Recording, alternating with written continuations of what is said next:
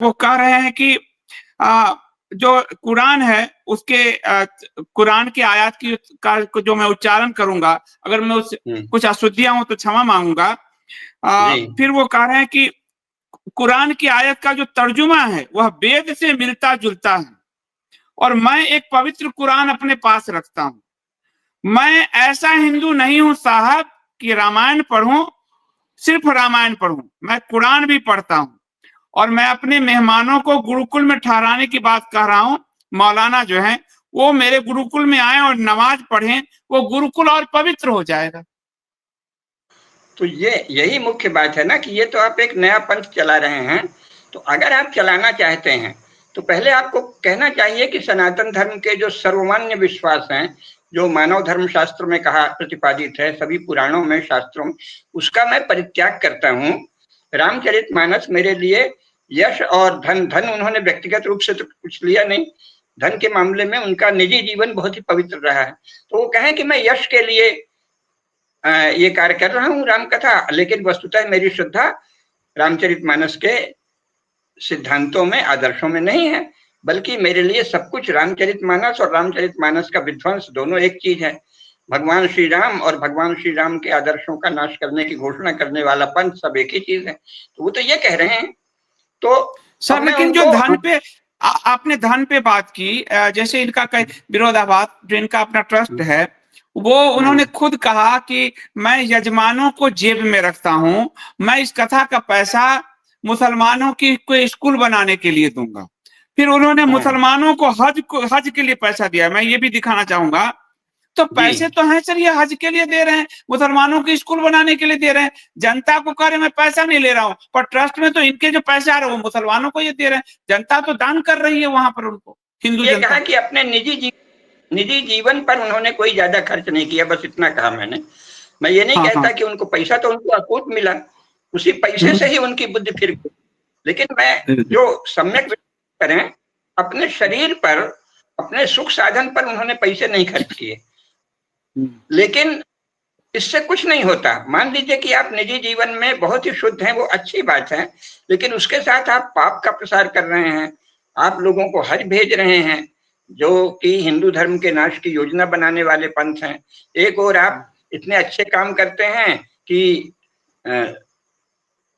जो मान लीजिए घटनाएं होती हैं, सैनिक, अभी सीआरपीएफ के जो जवान शहीद हुए, उनको उन्होंने 1-1 लाख रुपया दिया, परिवारों को सहायता दी, सैनिकों की का सम्मान किया। एक और आप ये कर रहे हैं, और दूसरी ओर जो वास्तव में आतंकवाद के पोषक विचार हैं, उनको, मजहबी उग्रवाद को आप इतना प्रोत्साहन दे रहे हैं कि आप हज के लिए पैसा दे रहे हैं, और आप कुरान से वेद की तुलना कर रहे हैं।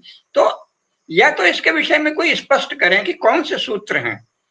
जहां तक मेरी जानकारी है, अभी तो ये मैंने एक तार्किक बात कही, तर्क में वो खरे नहीं उतरते। मुझे पता है कि वो विनोबा भावे से प्रारंभ में बहुत प्रभावित थे, तो सत्य प्रेम करुणा ये उन्होंने विनोबा भावे से लिया और उसको फिर रचने लगे, सत्य प्रेम करुणा, सत्य प्रेम करुणा। लेकिन रामचरितमानस में या हमारे किसी भी शास्त्र में केवल प्रेम और करुणा तो नहीं है।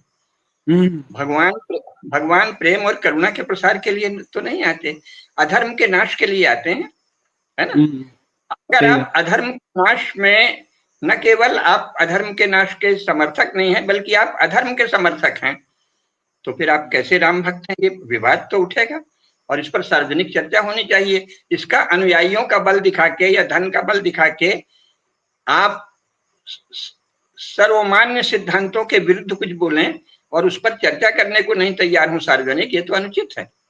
आपको बताना चाहिए कि किस आधार पर आप सनातन धर्म और कुरान को या इस्लाम को एक मानते हैं।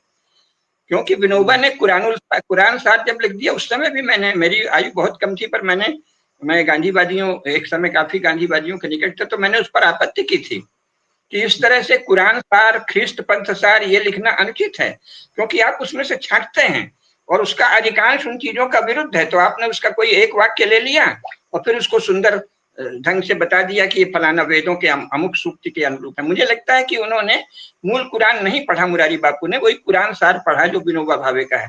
लेकिन ये सब धोखाधड़ी है।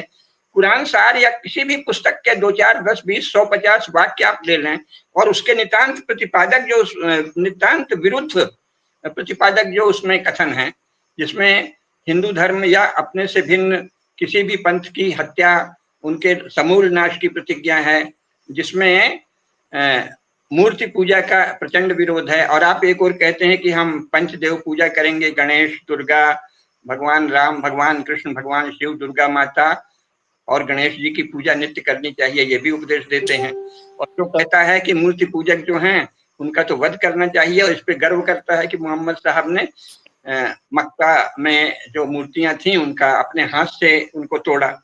तो ये क्या है? ये तो आप वैचारिक अराजकता का एक दृश्य खड़ा कर रहे हैं। समाज ने तो आपको बहुत कुछ दिया ना, धन भी दिया, धन आपने यश के लिए लगाया, और यश मिलेगा कि अपयश ये तो देखा जाएगा, क्योंकि अगर आप इस तरह से इस्लाम को प्रोत्साहन दे रहे हैं तो जो भी धर्मनिष्ठ हिंदू है वो तो आपको अपयश ही देगा। लेकिन आपने अपनी समझ से यश के लिए लगाया। लेकिन इतना धन, इतना यश पाके भी आप इतनी निष्ठाहीनता, इतनी सत्यहीनता क्यों है आप में?